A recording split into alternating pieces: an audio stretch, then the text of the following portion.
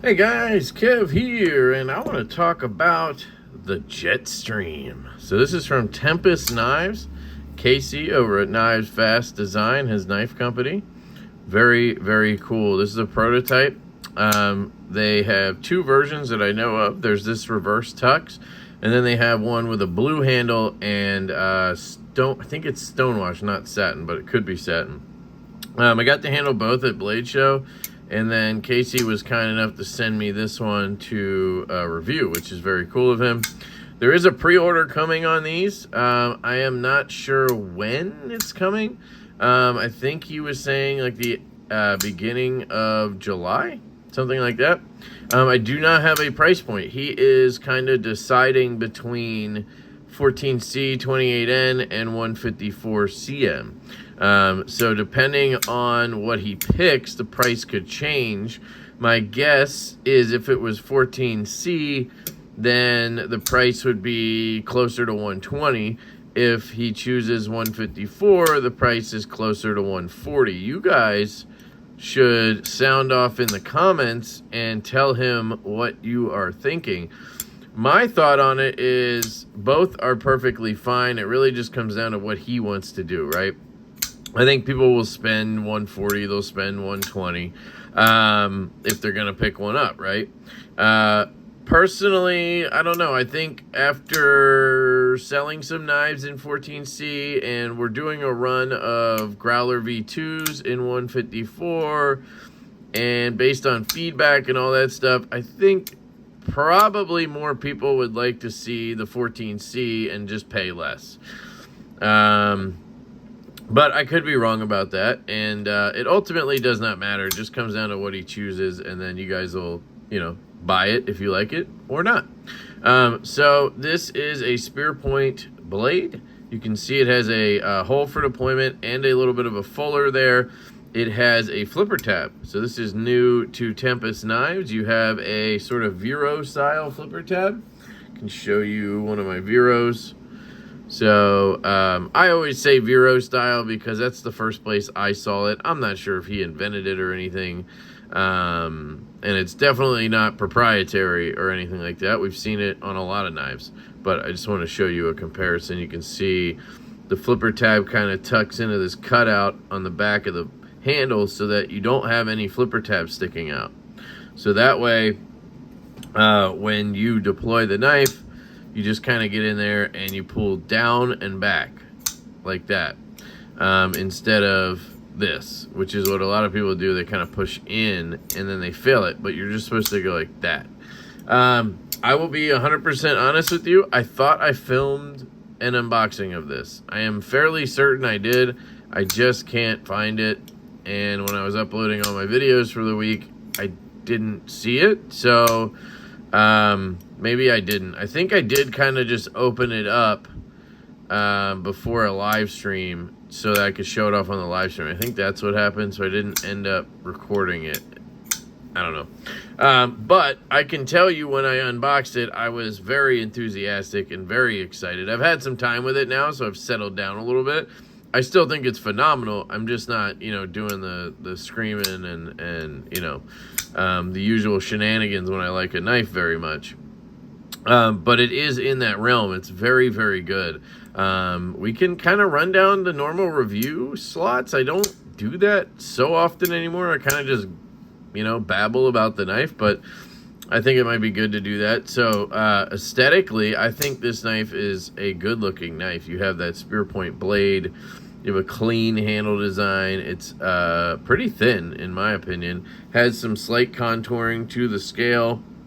There's a little chip here. That's from Casey dropping it on concrete, which is pretty classic Casey. Your knife would not come with that. I mean, unless you ask for it, it might cost more. Then you have this really cool filler tab. I'm really into that. Nice, simple milled clip. It is OEM'd by Kubi, who is doing some excellent OEM work right now. Dead centered, and you guys see the action on this thing. Drop shut, flipper tabs perfectly dialed. Literally the perfect detent, and then reverse flick is money. That can be a tricky thing to pull off. For example, on the Vero I showed you, I actually have two of these. They're lefties. And this one right here came perfect. Like, I rip it and it deploys. I flick it. There's a slot for flicking, and it really flies out of there. This one, on the other hand, came a little bit lighter on the detent. So when I would do this, it would be a little bit sloppy. And then when I flick, it would be very kind of weak. You know, it wouldn't want to fly out. Now, I tuned this. I took the lock bar and just bent it in a touch, and that really helped quite a bit, and it's broken in nicely. So now it's pretty similar to that other one, not quite as strong because that one came that way. It's just always better when that happens. But it's still very, very good. But this guy came perfectly tuned, which, you know, that's good on Kubi, and I hope they can repeat that in production. The reverse flick is absolute money. I mean, I'm just using the hole and hitting it at the top there to pop it. The lower you go, the detent's gonna feel weaker, but it stays in the detent pretty well, and it has a good break, so that's always a good sign. So it's not gonna just kind of flop out as you flick. Even down here, it wants to rock it out of there, which is really nice. It's got some good acoustics to it. Very, very nice. So yeah, aesthetically, I'm a big fan. Ergonomically, that's kind of Casey's thing. He's very into ergonomics, just like us with Divo knives. We care about aesthetics very much, but we also care about ergonomics to where we want the knife to be extremely comfortable in the hand, and that is a top priority. So this feels great in this grip back here, and then because of that flipper that hides away, you can choke up like this. There's no choil per se, but you don't really need one, and you can choke up just like this. Now, one thing that is not my sort of cup of tea on this knife is that it's a tall handle. I usually like a slim handle. The tallest, like if you look at some of the stuff we've done with Divo, you'll see handles tend to be on the slimmer side, right, compared to what you're looking at here. And that's just a personal thing. That doesn't mean it's bad or anything. I think the tallest we've gone is maybe the Buzz, which is still quite a bit taller. Maybe the Growler. Yeah, the Growler would be close, I think. There you go. But it's got a curve to it, so it's a little bit different, but it's still a little bit shorter. So it's still a little bit of a tall handle.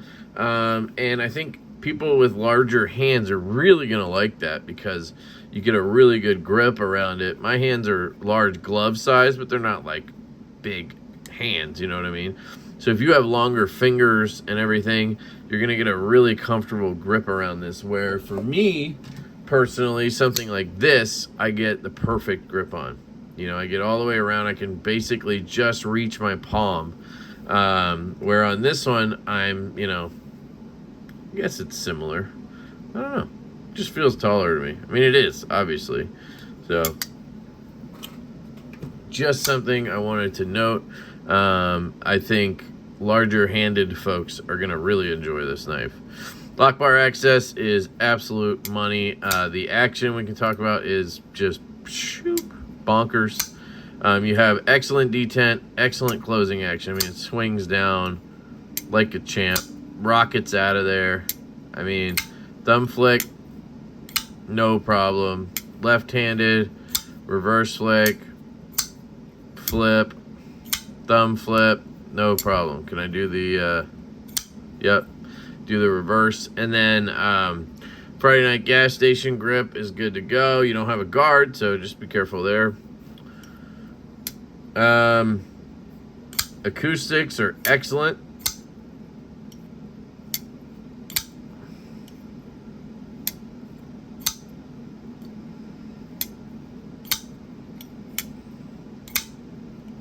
Very, very good.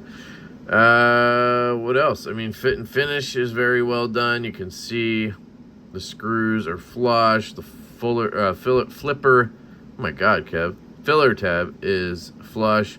Pivot is almost flush. It's good to me. Clip, very, again, it's a simple clip, but it works really well. It's got good retention, great in and out of pocket. Nice smooth scale with that slight contour. I don't know if you could add like a contour to the clip. That might look kind of cool to match the contour to the handle.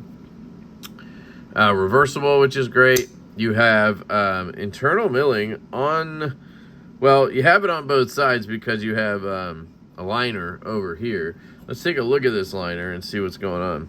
So it looks to be, yeah, it's not even a full liner, so it's basically nested down and then mounted. Yeah, it's just like the way we did the mash. It's just got like a little area down here that gets mounted in by the clip screw probably, and then it's just a lock bar that travels up like this, and that's your lockup. So it's not like a full scale liner on that side, which is good. That reduces weight. And then there's a milling pocket on the other side. So they've done everything they can here to reduce the weight. And I know Casey was kind of saying he thought it was coming in kind of heavy. I forget what he said. Well, we can check it on the scale. It does not feel heavy to me at all, like obnoxious or anything. Yeah, it's right at 4.9 ounces I'm getting, so just under 5 ounces, but it doesn't feel like a 5-ounce knife, to be honest. It feels much lighter than that. I felt the same way about the New Breed EDC Clydesdale. That was 4.7, I think, and neither of these feel like that. They just feel like, you know, a normal weight for a knife this size. So, you know, don't let the weight discourage you. I think that sometimes we over-analyze weight. You know, sometimes you have knives that are really small and they're like 3 ounces, and it's like, oh, that's normal. And then you pick it up, and it's like, damn, that's fucking heavy for a little tiny knife, right? And that goes both ways. So you just have to, I think you just have to handle the knife to get a feel for that. And unfortunately, you guys can't do that through the, you know, YouTube screen here or whatever. Your balance point, or right around here where your index finger is, which is basically perfect. Yeah, I think this is really, really good. I think Casey has another great design on his hands. So if you guys are interested in this, I suggest you support it and you pick one up. Nice and thin. We can measure it and see what the handle thickness is. Yeah, 0.47, 0.48 with the contour. That's wonderful to me. And then the blade. So the blade is shallow hollow grind. So I know he asked for a hollow, and this is what they gave him, and I think this is perfect. You don't want the hollow to be too deep on a knife like this because it's a taller blade. It's just going to get really, really thin, and then, you know, it's going to lose some of its strength, which is what you kind of want, right? So I think this is a great balance, and then you get the weight to drop shut like that, and it's going to cut like a laser beam, right? Cuts extremely well. I think it's a perfect balance. I'm not sure if Casey's going to try to get the hollow grind a little bit deeper. You know, doesn't matter either way, but it feels really, really good. Nice and thin, and then your tip is still sturdy enough to do some work.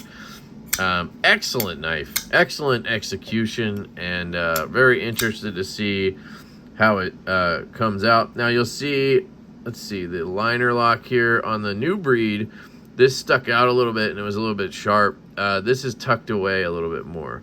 So I can barely, yeah, that's fine. Yeah, no hot spots or anything like that. It's really good, guys. I don't know. It has jimping. I know a lot of you guys give him shit for jimping and not jimping. I would maybe bring that out more. Bring the jimping out to here or add a patch, but I think it needs a little more because, like, when I grip it like this, my thumb is up to here and none of that's jimped. It's jimped back here, right? Now some people will pull back and land like this, which makes sense, but I kind of choke up. So it'd be cool to just run it all the way up to here, I think. That's just a, you know, nitpick suggestion. Yeah, really good. So check it out, guys. Tempest knives, Jetstream. I will link Tempest knives down below and tag Casey's channel, Knives Fast. You guys can go check that out. Obviously, go subscribe to Casey if you're not already. Good channel, great content. So, yeah, that's it. I love you guys. I hope you have an absolutely fantastic day. And I will catch you later.